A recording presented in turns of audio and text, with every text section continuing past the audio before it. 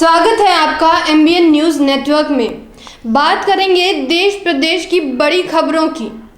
केंद्र सरकार पर लगा कोरोना टीके पर भेदभाव करने का आरोप। दिल्ली के निजी स्कूलों की मनमानी जारी। देना पड़ेगा बच्चों को वार्षिक और विकास शुल्क। गंगा में तैरती लाशों पर क्यों नहीं बोलना चाहती है सुप्रीम कोर्ट। बिहार सरकार ने छुपाए कोरोना से मरने वालों की संख्या। झारखंड सरकार ने औद्योगिक निवेश नीति 2021 का मसौदा तैयार कर लिया है, जिसमें शिक्षण संस्थानों के साथ साथ शराब प्लांटों को भी बढ़ावा दिया जाएगा। अब खबरें विस्तार से। केंद्र सरकार पर लगा कोरोना टीके पर भेदभाव करने का आरोप झारखंड सरकार ने लगाई है। झारखंड सरकार का कहना है कि केंद्र सरकार हमें पर्याप्त मात्रा में टीके उपलब्ध नहीं करवा रही है, जिससे कोरोना टीके की रफ्तार से हम चाह कर भी तेजी नहीं ला पा रहे हैं।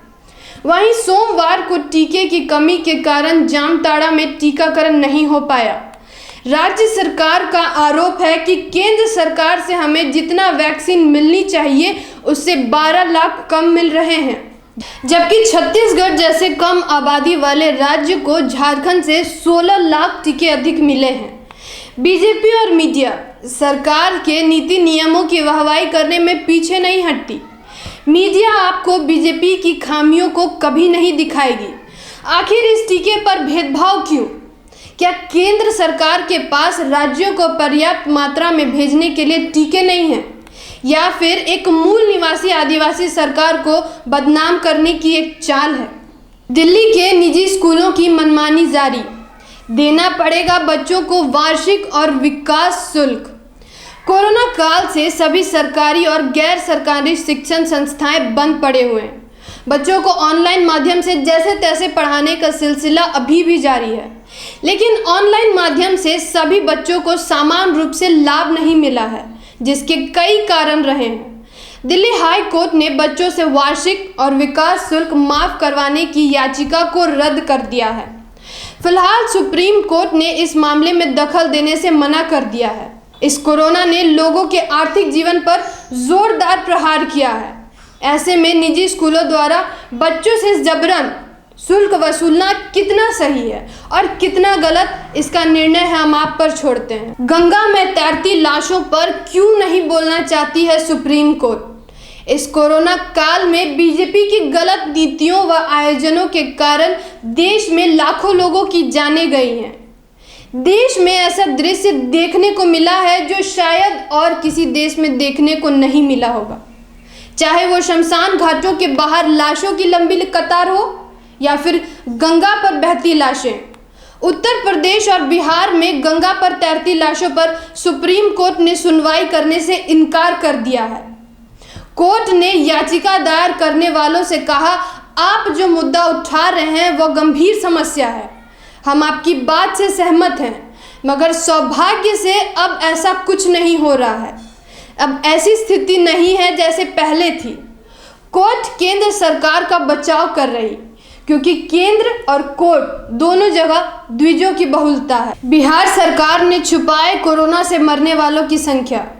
जैसे जैसे कोरोना का खतरा घट रहा है, वैसे वैसे राज्य सरकारों के खतरे बढ़ने लगे हैं। अब धीरे धीरे उनकी गलतियां बाहर निकल रही हैं। उत्तर प्रदेश के बाद अब बिहार पर आरोप लगने लगे हैं।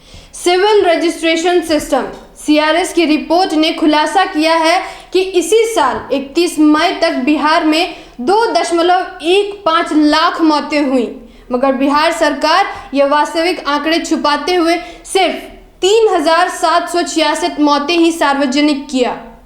बीजेपी गठबंधन वाले नीतीश कुमार की सरकार ने इस आंकड़े को छुपाकर कोरोना काल में अपनी गलत नीतियों को छिपाने की कोशिश की है। इन्होंने ये आंकड़े छुपाकर ये साफ कर दिया है कि नीतीश कुमार सिर्फ अच्छे प्रबंधों का हवाला देकर प्रदेश के लोगों को गुमराह करते हैं।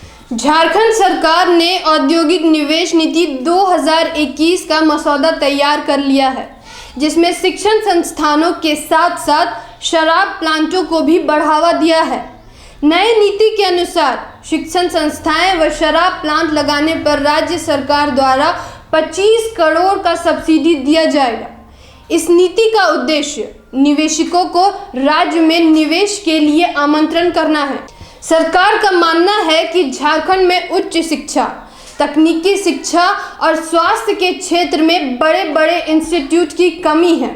इन क्षेत्रों में बड़ी पूंजी निवेशक आते हैं तो सरकार को करोड़ों का राजस्व मिलेगा, लेकिन इससे मोटा राजस्व सरकार को तो मिलेगा, लेकिन क्या इन संस्थाओं में मूल निवासी आदिवासी पिछड़े छात्र छात्राएं पढ़ पाएंगे? इससे अमीरी और गरीबी की खाई और चौड़ी होती जाएगी। अगर वर्षों बाद सरकार को ज्ञात हो ही चुका है कि राज्य में उच्च शिक्षण संस्थानों की कमी है, तो सरकार को सरकारी संस्थाओं के निर्माण में ध्यान देना चाहिए, ना कि निवेशकों को व्यापार करने के लिए राज्य में आमंत्रण करना चाहिए। और बात रही शराब प्लांट की, तो राज्य पहले ही इस भयावह लत से खोखला है। इसे और भी खोखला करने की नीति है ये, जिसका शिकार मूल निवासी होते हैं। वीडियो अच्छी लगी हो तो वीडियो को लाइक करें, चैनल को सब्सक्राइब करें और जाते जाते बेल आइकन भी ज़रूर प्रेस करें, ताकि जो भी अगली वीडियो अपलोड हो उसकी नोटिफिकेशन सबसे पहले आप तक पहुंचे। जय संविधान, जय भारत।